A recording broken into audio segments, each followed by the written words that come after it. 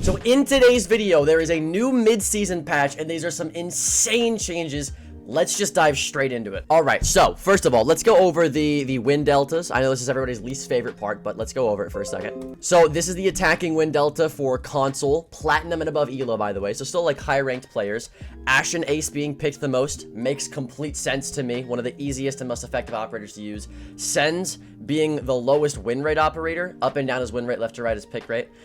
Nothing surprising here. Deimos being very low on console is a little bit surprising. He's super powerful on PC. The most won with operator, though, for console is a tie between Osa and Ram. I think Ram's a little bit higher. So that's cool to see. Ram being shown some love. Definitely a good operator. And I think based off of that decision, that's why they're actually nerfing Ram, as you can see later in the patch notes. Let's look at PC really quickly. This is PC. Okay, so now let's look at PC. Pretty much the exact same thing. Ashe, Ace, Buck being like the most picked operators, and then Finka being super high. Not really surprising to me. I think she's one of the most slept on attacking operators in general. You have an LMG, flash grenades, adrenal surges. You can revive your teammates, give yourself buffs for rushes. Makes sense. Sens being the lowest still, even after the buffs that they've received, makes a lot of sense. I've been telling people they need to buff Sens more. As you can see, clearly they haven't buffed Sens enough. Let's look at defense now really quickly before we move on to the changes. This is for PC right here. Rook, Kapkan, Frost being the highest in terms of win rate. It has been like that for I think like 2 years now. This shit is absolutely insane. I need a Diddy. Hey, do I need to go emote only for the YouTube video? Hey, no, chat. Do I need to go emote only for this YouTube video? If I see any more Diddies in chat, I'm going emote only. This is for a YouTube video. I cannot have Leafy list saying, I need a Diddy. You're not helping? Yeah. Let's quiet it down. Thank you. You see what you've done? Chat, you've infected my girlfriend. You've infected her. Make her voice emote only. Now that's a crazy chat coming from my mod. All right, lock in. Lock in. We're going back into YouTube mode. Okay, switching. YouTube. We're back. Okay, 3, 2, 1.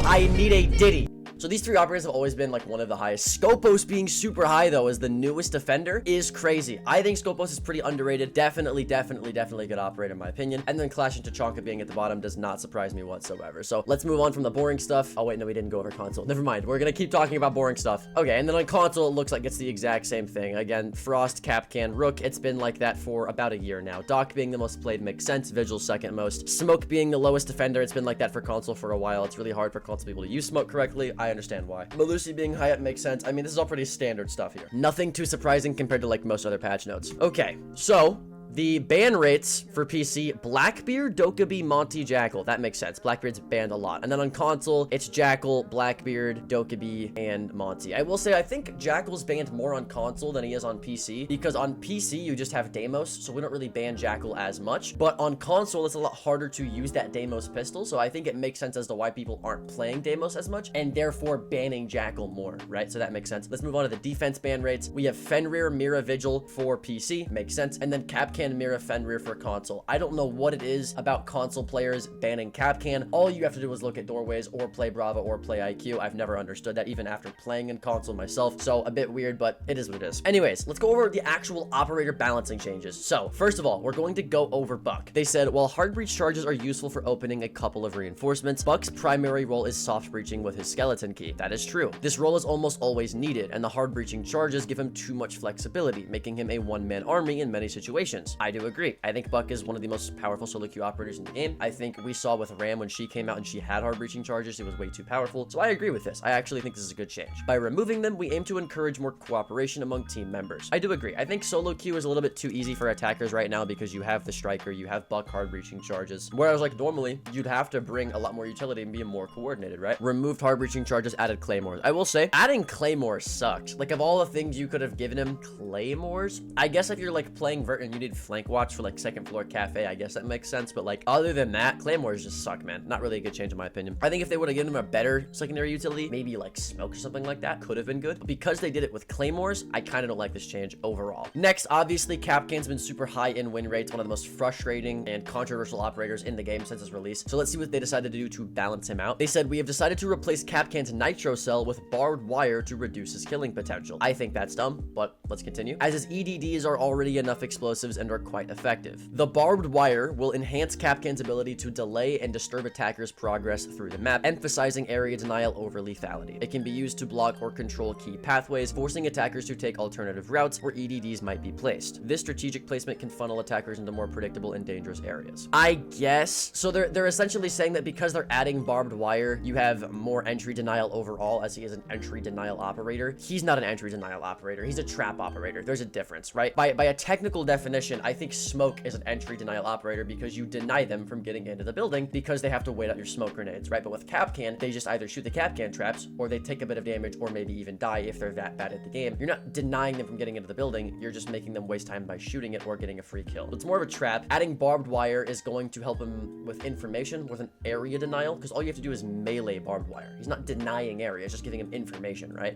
And I think if you wanted a trap operator that gave you information, you would just play Legion. So I think Kapkan not having a nitro cell doesn't really make sense when you're adding barbed wire instead. You know what I mean? I just don't get it. I just don't get it. All that ends up happening is Twitch uses 3 charges. Right, exactly. It's kind of dumb. It's kind of dumb, chat. All right, next let's go to Legion. We believe that Legion currently exerts too much map control too quickly due to the number of mines he can deploy per round. The strategic placement of these mines are effectively countering the removal of their cloaking, which means some of the buffs we introduced along that change are no longer necessary. I agree to a certain extent. I think the removal of the cloaking, but the extra addition of buffs to like kind of counteract the removal of the cloaking made sense because they're not invisible anymore. So obviously you had to rebuff him to kind of like balance it out, right? But I do think he has too many mines and I think he gets them a little bit too quickly. I think instead of removing a mine, what they should have done is made the cooldown to where you get them a little bit slower in the prep phase so that you're more forced to anchor instead of roaming and being this really versatile operator, right?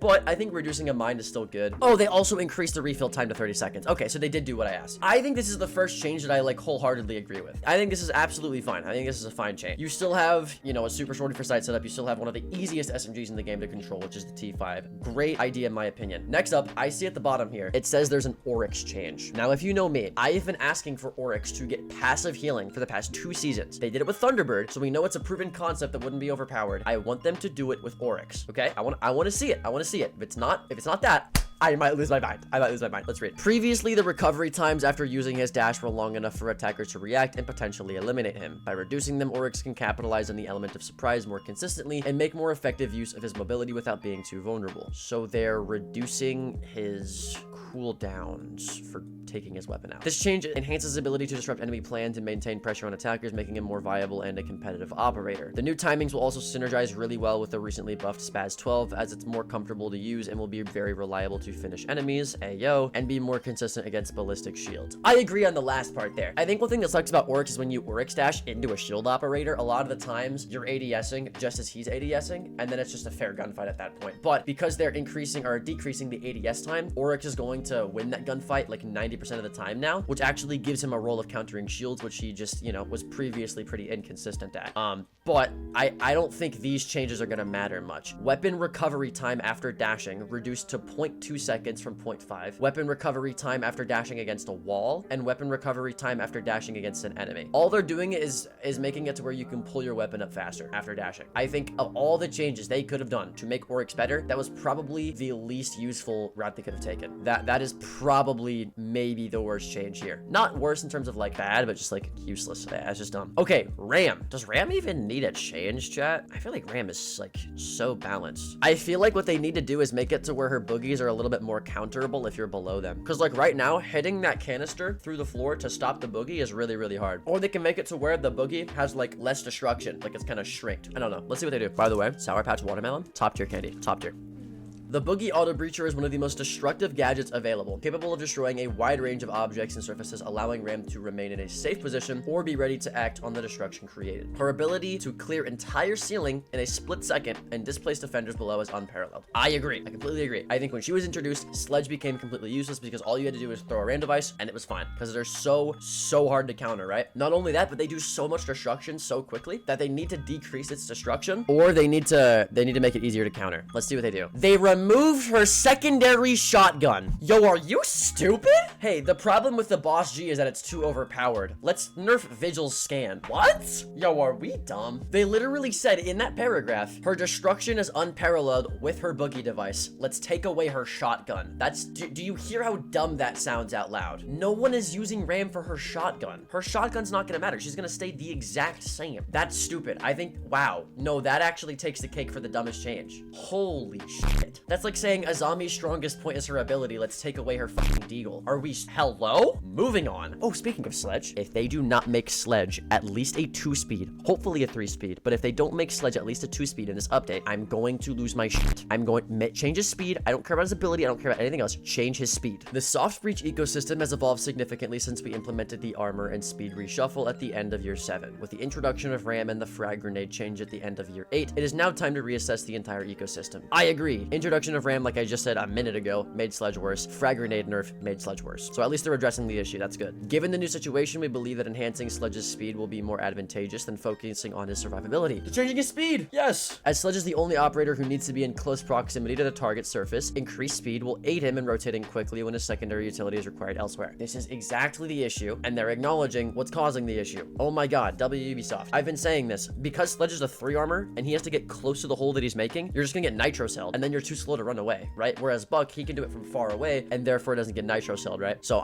wow, they actually know the issue. Buck offers the most flexibility, capable of playing from bottom to top. Ram boasts the highest destruction potential with minimal risk, and Sledge stands out for its precision and reliability. We believe that the changes made to them will create a more balanced ecosystem where each of them has its own space in the meta. So they're making him a 2-speed 2 armor from a 1-speed 3 armor. Perfect. That is the exact change we've all been looking for. Perfect. Perfect, perfect, perfect, perfect, perfect. All right, now, weapon balancing. Slug shotguns. If this is not a Boss G nerf, I'm going to lose my mind. This better be a Boss G nerf. Just take away the ACOG and Boss G. That's all you have to do. Just take away the ACOG. You take away the ACOG and Boss G, it's completely fine. Completely fine. Completely fine. Then you can't hold long angles with it, and if you do, then you're rewarded for actually, playing skillfully, I guess. Or just don't make it a one-shot. I don't know. Give it more drop-off damage, maybe. That's probably fair. Give it more drop-off damage, take away the ACOG, it'll be fair. Let's see what they do. Back in Year 9 Season 1, when we normalized the damage drop-off on every weapon to match its weapon class, the Boss G was one of the exceptions cleared. As a result, its damage drop-off changed from starting at 10 meters to 25 meters and ending at 18 to 35. Cool. So they're acknowledging that the damage drop-off is way too overpowered. Let's see if they nerf it. With some time now on the live server, we believe the slug shotgun class is not performing as intended. Our initial goal was to create something between a shotgun and a DMR, but the data shows that they are closer to the latter, with the Boss G being the most prominent example. So it's saying they're more closer to a DMR than a shotgun. Yeah, true, I guess. Therefore, we have decided to adjust our damage drop-off again to align more closely with regular shotguns. This adjustment will maintain the lethality at a short and mid-range while reducing their effectiveness in long-range engagements. However, the magnified scopes will remain to facilitate landing more precise shots. Oh, and this is for all slug shotguns, meaning that Azami slug shotgun is getting nerfed. Thank God. But TCSG is getting nerfed too. No! I don't want the range to get nerfed on TCSG. I love TCSG on Cade. So damage drop-off start reduced 15 meters. So they're making it to where the damage drop-off starts sooner, and then they're making it to where it ends sooner too. The damage at maximum range reduced to 60% from 70, and then destruction range has been reduced in general. Okay, so you can't make holes really far away from you anymore, which is gonna suck for setting up sight. It also affects the 44 Vendetta? That's Deimos pistol. Why would that be affected? What? Okay, interesting. Okay, only apply the destruction changes because it uses the same caliber, but the damage configuration is unchanged. Oh, okay. So they're saying that Deimos pistol's damage isn't changed. It's just the destruction that's changed because it's the same caliber of bullet. That makes sense. Okay, I get it. That makes sense. That makes sense. No more spawn peeking vigils. I wouldn't go that far. I was spawn peeking with vigil today. Yeah, that's what I'm saying. I wouldn't go that far. I wouldn't go that far. Okay, during year 8, let's look at the G36C change. If this is not a buff, I swear to God, if they nerf this gun for whatever reason, bro. Anyways, during year 8 season 4, the G36C became one of the attacker weapons with a higher KD ratio. At that time, we increased its recoil, which significantly impacted its popularity. Currently, Ayana chooses it in approximately 40% of the rounds, while Ash use it in only 2% of the rounds. Yikes. We are proposing a new recoil adjustment to make the weapon more appealing while maintaining its killing performance. The new recoil setting will be a middle ground between its states before year 8 season 4.2 and its pre-patch configuration. I do like that they're reducing the recoil, but I think a huge issue with the G36C, at least on PC, is its fire rate. On PC, the G36C has like no recoil. I'd argue the R4C has more recoil than the G36C. It's an absolute laser for me. Maybe that's just me though. I know on console, the G36C is pretty hard to control though compared to the R4C. So I understand them reducing recoil for PC and console. I just wish they would also increase its rate of fire, but I don't think they've ever done that with any weapon weapon, then I don't think they plan on it. So that probably won't ever happen. But cool to see that they're at least buffing it. TCSG. This weapon has been performing very well since the last changes. However, the new tweak to slug shotgun class might cause it to underperform. To compensate for this, we are increasing its base damage. Oh, whoa! To ensure it remains as effective as before long range. They are increasing the TCSG from 75 to 63. What? Oh my lord. Oh my lord. Yo, I'm about to be maining Cade every game, bro. That's crazy. And then that is it for the patch notes. Overall, I think W mid-season patch. They had some issues that they addressed and actually fixed correctly, like the sledge issue, like the slug shotgun issue with the Boss G, the G36C issue, and the TCS-12 issue. I don't think that I like the RAM change. I think her ability is her issue, not her secondary shotgun, so them tweaking the secondary shotgun's not going to do anything. Oryx, meh. Legion, I like. Capcan, I don't. Buck, I don't. But overall, kind of a W. Anyways, with that out of the way, that's going to be it for today's YouTube video. Check out this next one, and I hope to see you there.